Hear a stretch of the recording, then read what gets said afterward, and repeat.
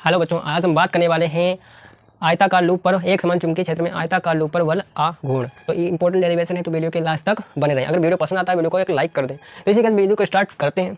तो यहाँ पर हम पढ़ने वाले हैं एक समान चुंबकीय क्षेत्र में बल आ गुण। इस पर आयताकार एक लूप माना गया है, इस पर हमें बल आ गुण निकालना है।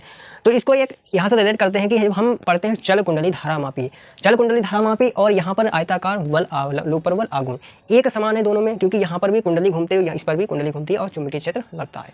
तो यहाँ पर दोनों को हम रिलेट कर सकते हैं। बस वहाँ पर कार्यविधि पढ़ाई जाती है और यहाँ पर कार्यविधि नहीं होती, बस इतना खेल है, बाकी सेम टू सेम खेल चलता है। तो यहाँ पर इंपॉर्टेंट डेरिवेशन तो मजा आने वाला है। तो चलिए स्टार्ट करते हैं। तो यहाँ पर हम मान लेते हैं एक समान चुंबकीय क्षेत्र हमारे पास होगा। इस तरह से कोई एक समान चुंबकीय क्षेत्र है, ठीक है। हमारे पास कोई एक समान चुंबकीय क्षेत्र है कुछ इस तरह से, ठीक है। ऐसा हमने मान लिया, ठीक है। अब क्या यहाँ पर कोई एक आयताकार लूप रख दिया जाता है कुछ इस तरह से। इसका नाम हो गया पी क्यू, यहाँ पर आर और एस। आप अपनी इच्छा से कुछ भी नाम इसको दे सकते हैं। हमने पी क्यू आर एस नाम दे दिया। अब क्या यहाँ पर आयताकार लूप है, इस पर कोई चुंबकीय बल बी लग रहा है ना, ठीक। और कब लग रहा है? धारा प्रवाहित करने पर। तो हमने मान लिया यहाँ पर जो धारा है वो प्रवाहित हो रही है कुछ इस तरह से। ये जो है धारा प्रवाहित हो रही है आई प्रत्येक बिंदु पर, ठीक है। अब क्या धारा प्रवाहित हुई, यहाँ पर चुंबकीय क्षेत्र उत्पन्न हुआ और कितना चुंबकीय क्षेत्र उत्पन्न हुआ इसके बारे में यहाँ पर बातें करनी है, ठीक है। और यहाँ पर जो है यहाँ पर जो है चुंबकीय क्षेत्र उत्पन्न होने के कारण इसको ये घूमेगा और घूमने में जो है बलागुण लगता है घूमने के लिए, क्योंकि वो अक्षीय सदिश होता है इसलिए वो घूमता है। कितना बलागुण लगेगा यहाँ पर बात करते हैं इसी पर, ठीक है। तो सिंपल सा हमें यहाँ पर क्या करना पड़ेगा, कुछ थ्योरी जो यहाँ पर लिख लेते हैं कि हमारे पास कोई आयताकार लूप है। तो यहाँ पर लिखेंगे माना कोई आयताकार लूप, कोई आयताकार loop A B C D रखा एक समान चुंबकीय क्षेत्र में, एक समान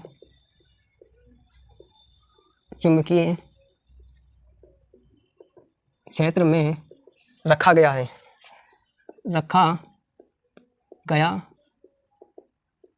ठीक है। जिसमें आई धारा प्रवाहित होती है,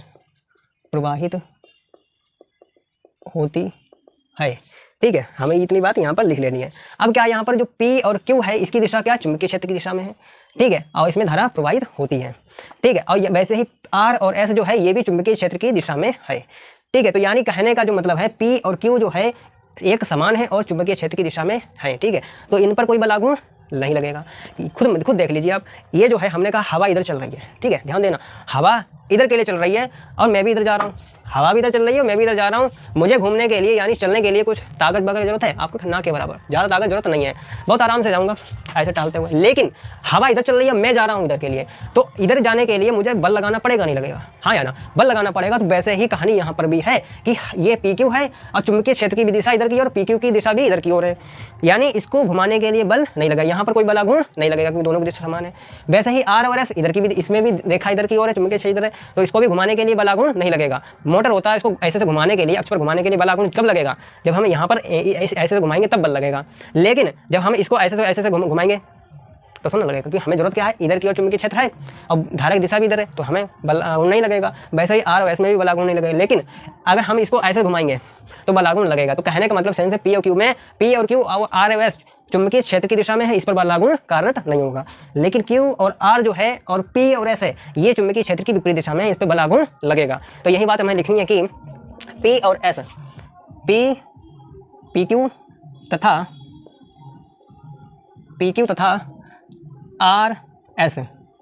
RS चुंबकीय क्षेत्र की दिशा में है, चुंबकीय क्षेत्र की दिशा में है। अतः इनमें बल आघूर्ण कार्य नहीं करेगा। अब इनमें बल आघूर्ण नहीं कार्य करेगा, लेकिन P और S में और R और Q में करेगा। तो यहाँ पर हमें क्या लिखना है कि P और Q इसमें लिख लेते हैं, पहले P और S में लिख लेते हैं। तो यहाँ पर लिखेंगे P S में लगने वाला बल। अब क्या ये तार है और इसमें धारा प्रवाहित हो रही है, ठीक है। तो यहाँ पर हम बल लिखेंगे। अब बल क्या होता है, IVL sin थीटा। तो यहाँ पर लिखना है कि बल लिखेंगे, क्या लिखेंगे, बल F बराबर, या कह सकते हैं F1 बराबर हो जाएगा I1 और यहाँ पर हो जाएगा BL sin थीटा। अब थीटा की वैल्यू हमें निकालनी पड़ेगी, तो ध्यान से देखो चुंबकीय क्षेत्र की दिशा इधर, और यहाँ पर जो P और S की दिशा क्या है, लंबवत, ये चुंबकीय क्षेत्र की दिशा इधर और ये है इसके लंबवत 90 डिग्री। तो यहाँ पर लिख देंगे क्या, थीटा लिख देंगे 90 डिग्री। तो डायरेक्ट नहीं लिखते भाई साहब, थीटा लिख दिया। अब ये हो जाएगा F1 बराबर I1 BL साइन 90 रख देंगे, साइन 90, इसका मान हो जाएगा 1 के बराबर। तो यहाँ पर F1 आ जाएगा I1 और यहाँ पर हो जाएगा VL हो जाएगा। ठीक है, ये हो गया आपका F1। ठीक, PQ के लिए। फिर PS के लिए, फिर हमें RQ के लिए निकालना है। तो यहाँ पर लिखेंगे RQ में धारा, RQ में बल, RQ में बल। तो RQ में बल लगने वाला बल कर लो भाई साहब, लगने वाला बल। तो कितना हो जाएगा, F2 हो जाएगा। यहाँ पर धारा बह रही होगी I2, ठीक है, यहाँ पर होगी I1 I2 बह रही होगी। ठीक है, तो यहाँ पर लिख देंगे क्या हो जाएगा VL साइन 90, वहाँ पर भी 90 डिग्री है इधर चुंबकीय क्षेत्र की दिशा इधर और इसके लंबवत में PQ। तो यहाँ पर लिख देंगे साइन 90, इसका मान 1। तो यहाँ पर हो जाएगा F2 बराबर हो जाएगा I2 और यहाँ पर हो जाएगा VL। ठीक है, तो यहाँ से ध्यान से देखो, अब क्या है, यहाँ पर जो धारा बह रही है इधर के लिए और इधर के लिए, लेकिन क्या है, धारा I1 I2 समान है। तो यहाँ पर लिखेंगे कि यहाँ पर I1 बराबर है I2 बराबर है I के। तो यहाँ पर लिख देंगे दोनों में समान। तो यहाँ पर हम ये बात यहाँ पर एक और लिख सकते हैं कि यहाँ पर F1 जो होगा वो IVL होगा और यहाँ पर भी जो I होगा वो IVL होगा। तो ध्यान देने वाली बात कुछ ऐसी है कि यहाँ पर जो है इसमें इस लूप में देखो, तो धारा जो इधर की बह रही है, PS में धारा इधर बह रही है, RQ में धारा इधर बह रही है। ठीक है, लेकिन यहाँ पर जो बल लग रहा है, जो यहाँ पर बल लग रहा है F, यहाँ पर जो बल लग रहा है F2, F1 जो बल लग रहा है IVL और F2 जो बल लग रहा है वो भी क्या लग रहा है I, ये क्या कर दिया मैंने, I1 बराबर I के। तो यहाँ पर ध्यान से देखो कि जो F2 लग रहा है IBL लग रहा है, IBL लग रहा है और F1 भी IBL लग रहा है। तो यहाँ पर मैं छोटी सी बात लिखनी है, छोटी सी बात लिखनी है कि यहाँ पर F1 बराबर F1 तथा F2, ठीक है, F2 दोनों PS तथा RQ में लगने वाले बल हैं। लेकिन कुछ ऐसा है कि यहाँ पर PS तथा RQ दोनों बल समान हैं। दोनों में जो बल लग रहा है वो IBL लग रहा है, समान लग रहा है। ठीक है, लेकिन समान लग रहा है, लेकिन क्या है कि यहाँ पर दोनों की दिशा विपरीत है, तो बल निकालना, इतनी हमने थ्योरी यहाँ पर लिख दी। अब हमें क्या करना है, यहाँ पर जो धारा है S और R में धारा इधर प्रवाहित हो रही है, यानी बलागुण इधर की ओर लग रहा है, इधर की ओर। ठीक है, वैसे ही इसमें जो धारा बलागुण इधर, यानी दोनों में बलागुण क्या है, विपरीत दिशा में आरोपित हो रहा होगा। तो क्या होगा, ये जो है इधर की ओर शिफ्ट हो जाएगा, इधर की ओर, और ये इधर शिफ्ट हो जाएगा। कि ये किस वजह से होगा, बल आघूर्ण लगने की वजह से ये शिफ्ट हो जाएगा। ठीक है, तो यहाँ पर हमें इसको अब थोड़ा सा चेंज करके बनाना है, क्योंकि बलागुण यहाँ पर लगा तो यहाँ पर इसके शेप में कुछ अंतर आ गया। तो यहाँ पर क्या अंतर आया, तो चित्र बना लेते हैं। तो यहाँ पर जो ये इस तरह से ये बन जाएगा,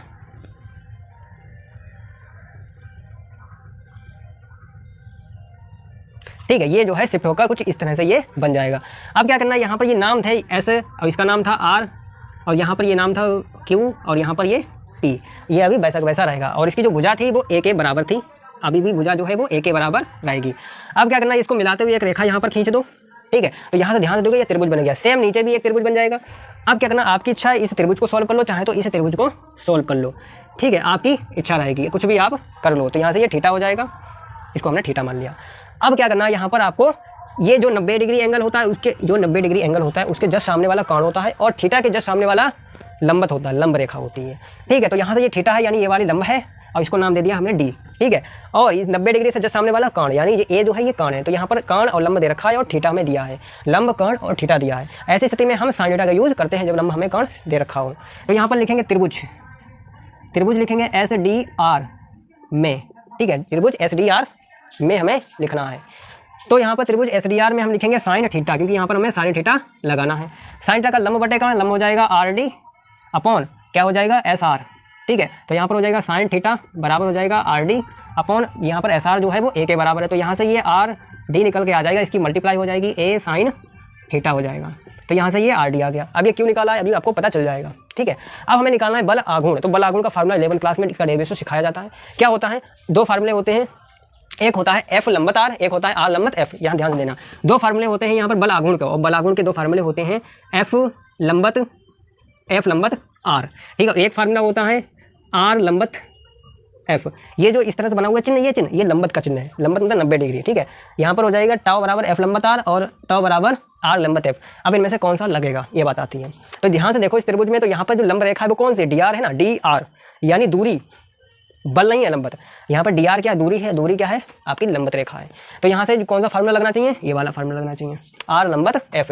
एफ आर लंबत भी लिख सकते हैं इसको, मतलब आगे पीछे भी कर सकते हैं, लेकिन आर क्या है लंबत दूरी होती है, ठीक है। तो ये फार्मूला आपका लगेगा नीचे वाला। तो यहाँ पर इसको हम लिखेंगे क्या, यहाँ पर लिखेंगे टाउ बल आगुण, टाउ बराबर लिखेंगे आर लंबत एफ, ठीक है। ये हमें लिखना है। अब क्या यहाँ पर हमने 2 बल निकाले थे, हमने 2 बल निकाले थे, आईबीएल और आईबीएल दोनों समान है, तो कोई एक रख दो यहाँ पर। तो यहाँ पर लिख देंगे टाउ बराबर हो जाएगा आर लंबत, आर लंबत कौन सी है, डी आर, डी आर का मान ए साइन थीटा। तो यहाँ पर लिख देंगे ए साइन थीटा इंटू आई बी एल, आई बी एल हो जाएगा एक का मान।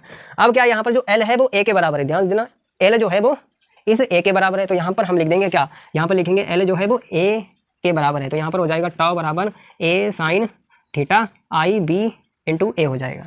अब देखो ए जे है, ए जे है, तो यहाँ पर लिख देंगे ए गुणे ए। तो यहाँ पर हो जाएगा टाउ बराबर साइन थीटा आई बी इंटू ए गुणे ए। अब ए गुणे ए क्या हो जाएगा, ए का स्क्वायर, ठीक है। अब किसी त्रिभुज में लंबाई गुणे चौड़ाई दे रखा होता है, लंबाई गुणे चौड़ाई, तो वो क्या होता है क्षेत्रफल होता है, या भुजा स्क्वायर लिखा हो ये भी एक क्षेत्रफल होता है। तो ध्यान देना यहाँ पर ए जो ए स्क्वायर है ये क्षेत्रफल है। तो यहाँ पर हम लिख सकते हैं टाउ बराबर साइन थीटा आई बी। अब यहाँ पर हो जाएगा कैपिटल ए क्षेत्रफल है, कैपिटल ए क्या है इसका क्षेत्रफल है, ठीक है। तो यहाँ पर ये हो जाएगा। अब क्या है यहाँ पर हम इतना होने के बाद ये बलागुण आपका आ गया है। तो यहाँ पर हम इसको चाहे ऐसे भी लिख सकते हैं, टाउ बराबर हो जाएगा आई बी ए साइन थीटा। तो ये भी एक बलागुण का फार्मूला है। लेकिन कभी कभार क्या होता है, ये जो कुंडली है घूम रही है, बलागुण की वजह से घूम रही है। अब घूमते घूमते क्या होता है, कुछ फेरे लगते हैं। तो हम मान लेते हैं कि अगर यदि कुंडली में, आगे लिखना इंपॉर्टेंट बात, यदि कुंडली में n फेरे हों तो, अब कुंडली में n फेरे होंगे तो यहाँ पर टाउ क्या हो जाएगा आई B A N sine theta. तो यहाँ से ये लास्ट फार्मूला आपको याद रखना है, एक ये लास्ट ये रखो याद, ये अपने आप बन जाएगा n फेरों के लिए, ठीक है। ध्यान से देख लो। तो यहाँ से डेरिवेशन कंप्लीट होता है। इसी के साथ वीडियो को लाइक कीजिए, शेयर कीजिए। तो मिलते हैं नेक्स्ट वीडियो में, तब तक के लिए थैंक यू।